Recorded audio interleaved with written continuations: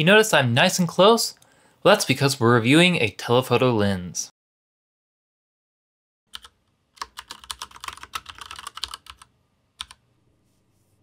Now before we get into this, I want to clarify that I'm not going to be showing a bunch of technical data on the lens. As fascinating as it might be, I won't be covering how many hundredths of a percent this lens's chromatic aberration is. I'll link a review by imaging resource below, which does cover that technical stuff and very well at that. Instead, this review is going to focus on day-to-day usability. First, let's break down construction of the lens. The lens is built very durably. Almost the entire lens is constructed of metal, including the mount.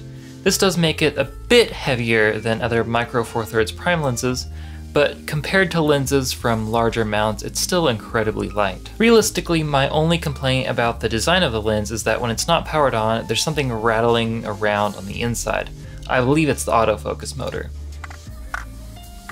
It is annoying, but I haven't noticed any actual problems caused by the rattling, and like I said, the rattling stops once the lens is powered on. Another complaint I have about the lens, which is less about the construction and more about the general design philosophy of a lot of micro four thirds lenses, is that it uses focus by wire. For those of you who don't know, focus by wire means the focus ring doesn't actually move the focusing elements in the lens. It sends a signal to the camera, which then moves the autofocus motor. This means that there is a noticeable delay when using the manual focus, which can be incredibly annoying. This isn't too big an issue on other micro four thirds lenses since typically they have very fast autofocus, but the Sigma 60mm does not. It racks focus quite a bit, especially in low light, and the autofocus motor isn't especially fast. So now let's get into image quality. Overall, I found the lens is more than sharp enough for 4K video, even with the aperture open all the way to f2.8. For whatever reason, the lens does seem to have very low contrast.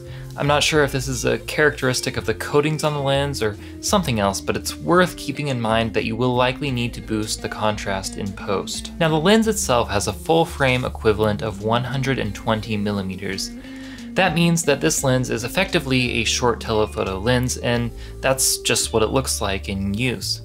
As any cinematographer knows, the longer a lens is, the more it starts to compress the Z-space of an image, making distant objects look closer together. This lens is just long enough that that effect starts to become noticeable.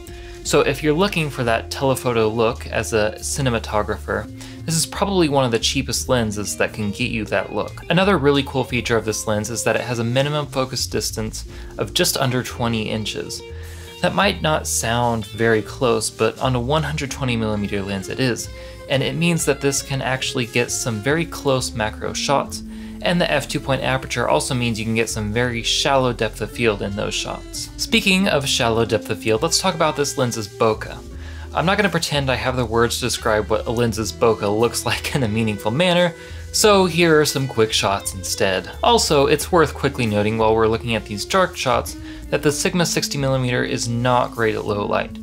With an f2.8 aperture, it's about at the border of acceptable low light, but it's nowhere near the same league as my 25mm f1.7 or even my 12mm f2.0. So my overall opinion of this lens is that it's a fairly mediocre lens, but it offers stuff that really no other lens does at this price point. It's a full metal construction, a reasonably wide aperture, basic macro functionality, and perhaps most importantly, a telephoto focal length. Like I said, there are compromises, especially the poor autofocus.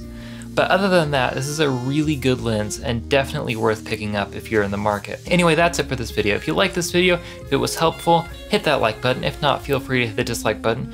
If you have any comments or questions or anything like that, feel free to leave those down in the comment section down below. And if you want to see more videos like this, please hit that subscribe button.